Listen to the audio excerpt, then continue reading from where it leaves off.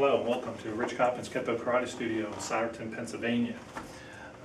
This video is going to focus on the technique deflecting hammer. With this technique, I'm taking one single basic out of the technique, okay, and we're going to break it down and make it into an isolation drill to help your technique get a lot better. Okay, something that you should be doing with your techniques. If you watch my other videos, I kind of explain that in a little more depth. Okay, so let's get right to it. Okay, so with this technique, okay, working on the 12 to 6 line, my center line is what my partner should be kicking at. When you're working this together with your partner, my center line, all right, is where his foot should be coming. Okay, so you don't want to be stepping off and have him kicking to open air with this technique. Okay, so make sure you're directly in front so he can kick you, or even let him tap you to show that he's on center with his footwork. Okay, because if you don't do that, you're not going to get footwork on your side correct. Okay, so your partner needs to be doing the right thing too. Okay, so I'm here, my hands are up. I teach this from a ready position. You can also do this technique from a natural stance.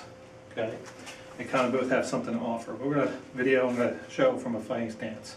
It's just easier to help work with the footwork. Okay, so from here, okay, so I'm going to work my push drag going back, my reverse push drag. And how do I do that? Well, I do that by applying pressure with my front foot and lifting my rear foot up. So when I apply that pressure, I get my feet to move together. And that's what we're looking to do here, is be as efficient as we can with our feet. Okay, so the beginner may not get that right away. The beginner will work step, step, or we'll try to push, and that front foot will drag a little bit, and that's okay.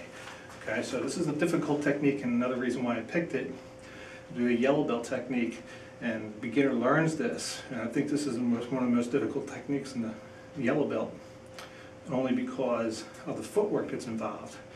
It's hard footwork. I work a push drag and reverse push drags, and working that economy of motion with the feet moved together. Okay, trying to pick up that power principle, which is backup mass, with the elbow. Okay, so here I'm going to work my reverse push drag. Okay, as I do that, I get off track. Okay, so we're not really going directly back to 6 o'clock. Some of your manuals might say, you know, reverse push drag or push drag back to 6 o'clock.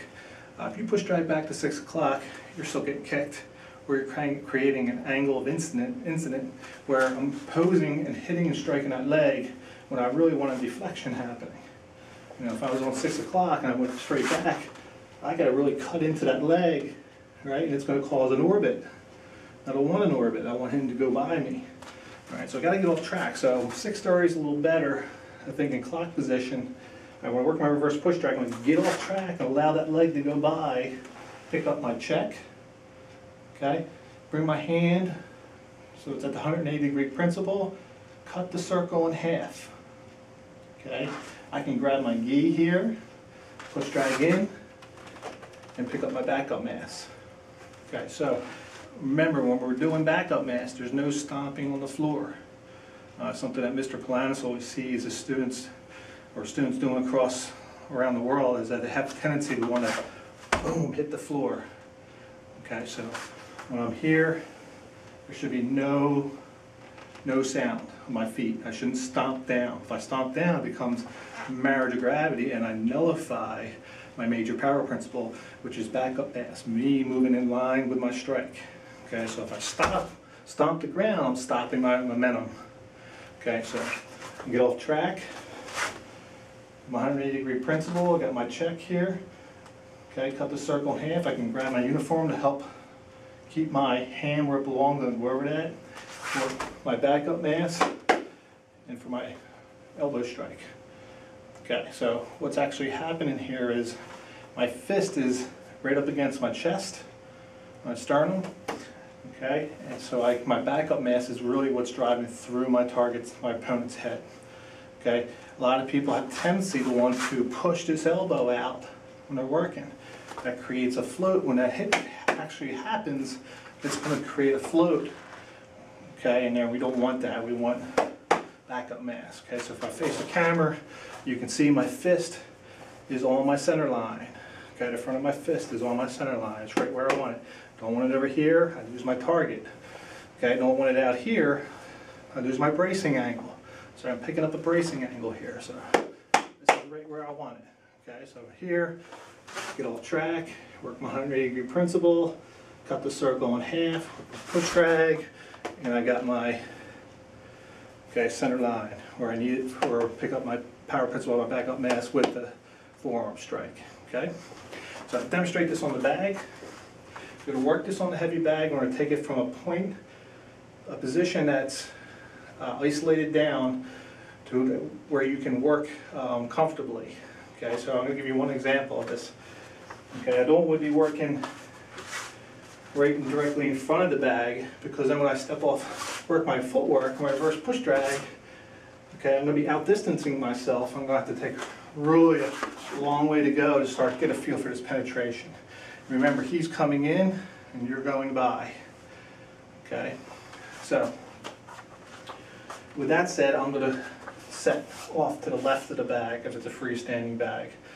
Okay, so my front knee will be in line on a horizontal plane with the front of the plastic of the bag. Okay, my hand's going to be on center line, the side of the bag. Okay, so when it gives me a feel for where I want to start making my penetration. I haven't worked my footwork, and you can see where my elbow, how close my elbow is, and that's what I really want, because I can really get a feel for the penetration that's involved in this technique with the backup mass. Okay, so I'm here. I'm going to bring back down to here. This is really where I'm going to start. So you can start your drill right from here, your isolation drill. So right from here, I work my push drag in with my forearm strike. So try to put this all together. Okay. All right, so that's what we're looking to do. Here, cut the circle in half and work my push drag. Okay, and try to get the feet to move together as one unit. Okay, moving forward and back. That's the most efficient way you can move to have the most efficient power with your backup mass. Okay, if you separate the feet, 1, 2, 1, 2, you're just putting and then an extra move in there. And in the beginning, that's normal, but eventually you want to do less with more. Okay, so you're learning all this only to do less. Just like our techniques. You learn all these techniques and you memorize all the motion, different sentences of race basics put together in different, I like to call them like DNA strands. You know, pull this out here, take another strand, put that in there, right? And then eventually you start realizing it's a lot of the same motion, and you're actually going to end up doing less because you'll pick the tool to get the job done. Okay, so that's, I won't get too involved in all that right now in this video. So from here, okay,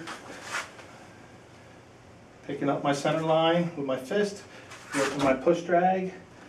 Okay, so it becomes one move. Everything becomes one move. So from here and forward. So what am I actually doing here? I'm working the bottom side of the circle. I'm cutting it in half, right? So we take a look at that.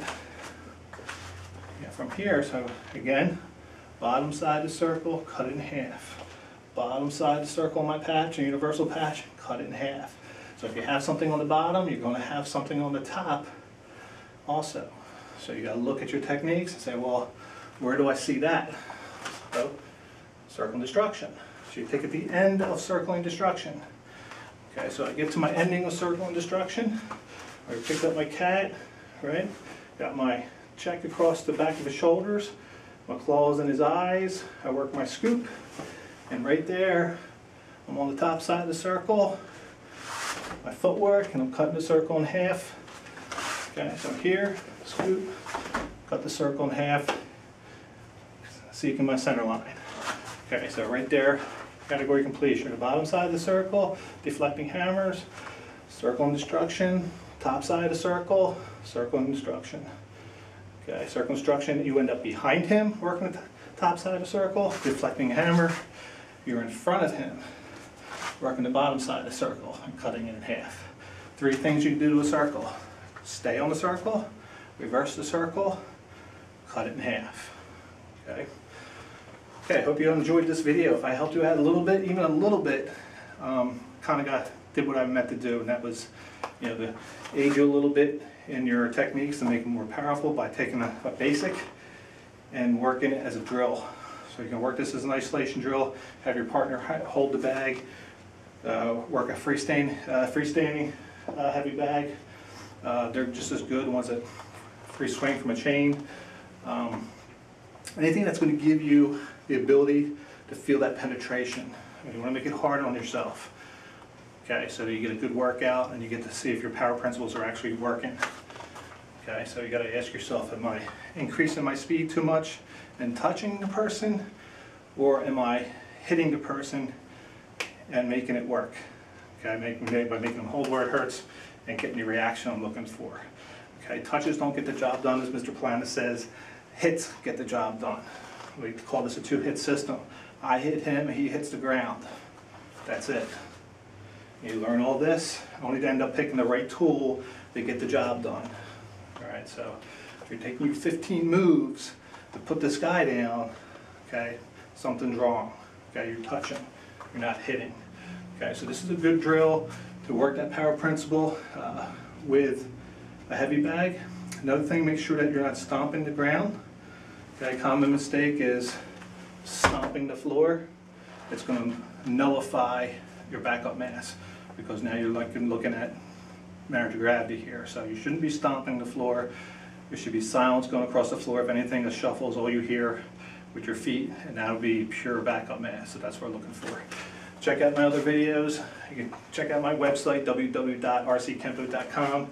Please subscribe, and please hit that like button.